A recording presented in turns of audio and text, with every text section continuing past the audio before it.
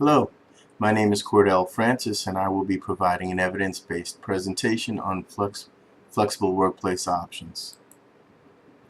We'll discuss the purpose of this briefing. We'll do a presentation of the systematic reviews. We'll compare and contrast the reviews. Then we'll discuss the determination on systematic reviews regarding which one we'll use for our recommendations. We'll cover ways to promote a flexible workforce and make recommendations to the board. So the purpose for this brief is that the Locus Innovation has been experiencing a loss of its quality workforce, a lack of retention.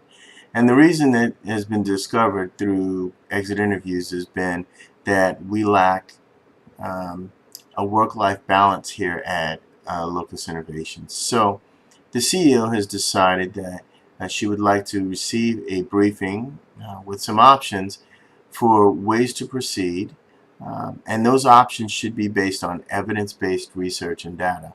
And the reason for using evidence-based research and data is because we want to ensure that whatever options that we choose to proceed with have been tested and tried in an academic and rigorous environment, that the industry has had an opportunity to view it, vet it, and that the findings of any studies or research is viable and is applicable to Locus Innovation. And so there's a reason that we have chosen to do evidence-based research. So having said that, we have taken a look at the research that's out there. We've identified two systematic reviews, and a systematic review is essentially a review of the literature that's out there, studies, research, data, and for our desire, a evidence-based systematic review. So we've identified two articles. One is with regard to human resource management and its impacts on well-being, and the second one is with regard to flexible work agreements or arrangements and their impact on organizational performance. So let's move to our first review. The first review, the purpose of the article was to determine the impact of human resource management on well-being of employees, and to determine whether there was a negative or a positive impact on employee well-being, and well-being being determined or defined as a sense of joy and happiness with regard to an employee's work experience or environment. So there were, well-being is broken out into three parts. First, happiness, relationships, and then health, for purposes of this research article. And so what they wanted to do was to determine whether an engaged human resource management policy and a practice was in place if it increased a sense of employees' well-being. And well-being then promotes a sense of happiness and commitment to the organization. So what they did was they did a systematic review. They chose keywords to do a search of the literature. They identified 36 research articles, all peer-reviewed, from refereed articles, recognized academic articles. They did a search of academic database in journals that were applicable to management, psychology, organizational psychology, and they chose articles that specifically referenced human resource management and employee well-being. Articles that were chosen had to have a measure of well-being and happiness, and some sort of way to determine whether employee happiness truly impacted organizational performance and impacted their commitment to the organization and retention.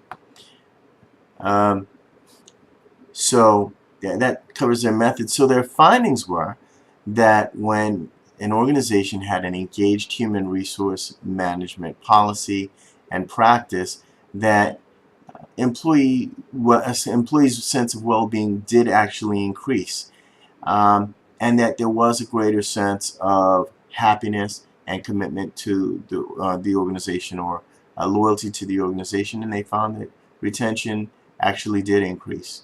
And so the findings were very conclusive that an engaged human resource management policy and practice was beneficial to employee retention and a sense of happiness with the organization and their workplace. So my conclusion is that this particular study was rigorous, it was transparent, they employed a very thoughtful, methodical research plan. Their key terms were very specific. They did a good job of explaining what their search terms were, their search method, so that it was replicable, it is applicable. The research purpose was defined, it was clear, and the findings and conclusions were tied to the purpose, and it was consistent throughout. Their research philosophy was for the most part objective, and they really relied on the research to kind of drive the data, if you will, and they used very clear methodology, and it is, in my opinion, a valid research.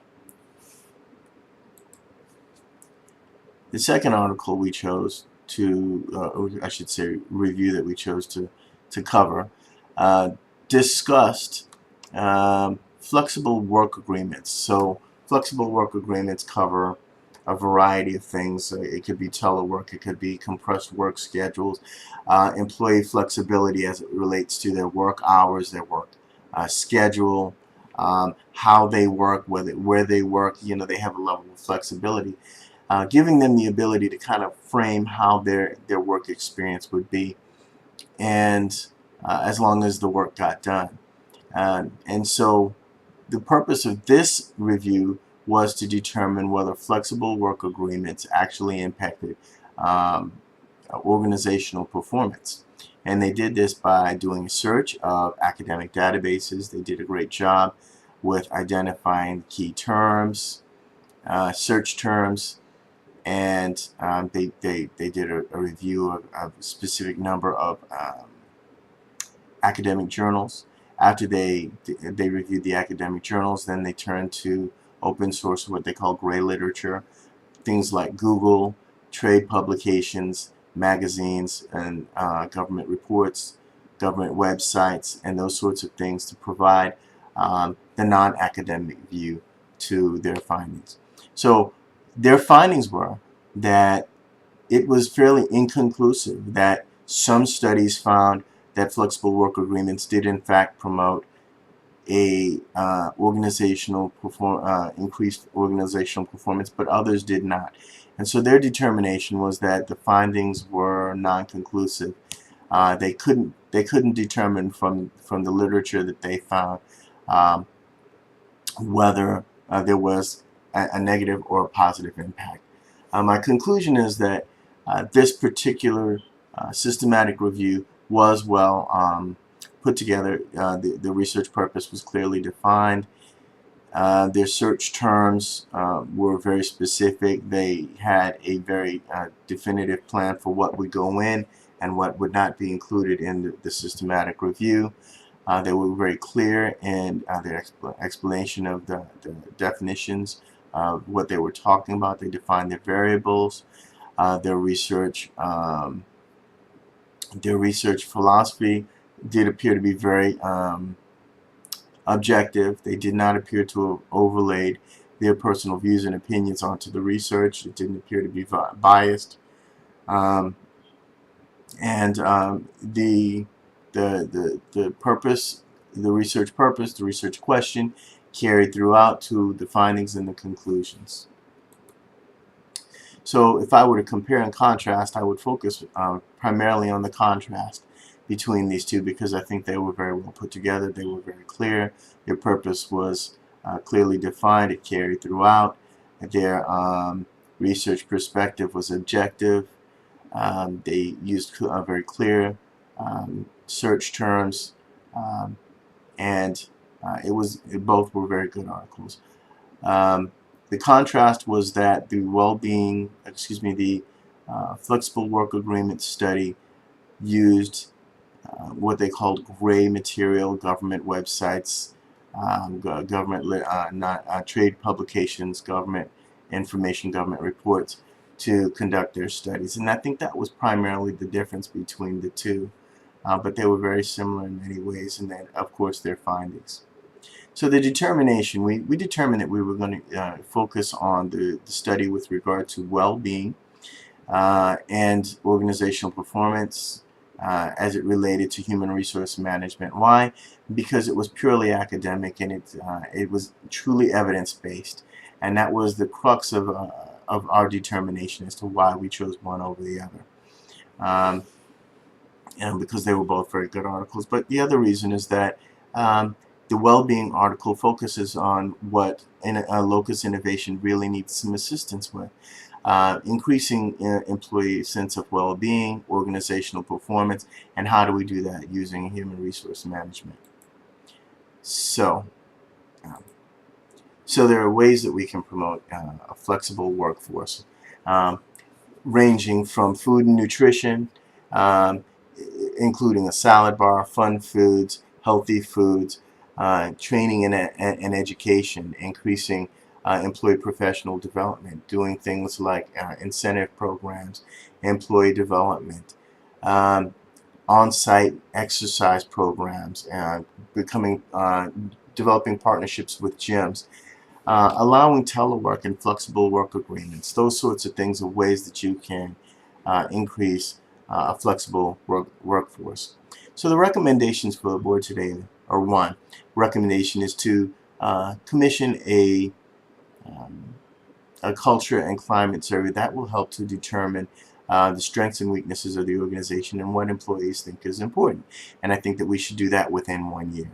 Recommendation 2 is that we should approve the use of flexible work agreements throughout the organization, and that we should write a policy on telework and compressed work schedules, and then institute training for managers and employees to develop an understanding and appreciation for flexible work agreements, and help employees understand that it's beneficial for them, but also employers and managers to gain an appreciation for it as they work with their employees, not against.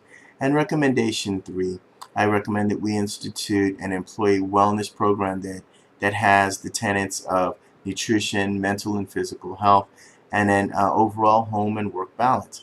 It's important to ensure that we create an environment where employees feel like they're supported, and that they're appreciated, and that there are resources available to them. And if employees feel that way, then they'll start to feel a sense of happiness and commitment to locus innovation, and we'll start to, in my opinion, see a lessening of employees, quality employees walking out the door.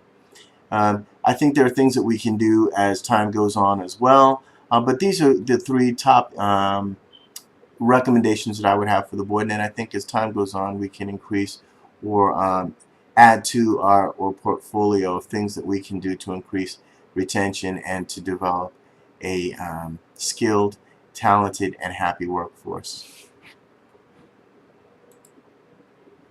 So this is the end of my presentation.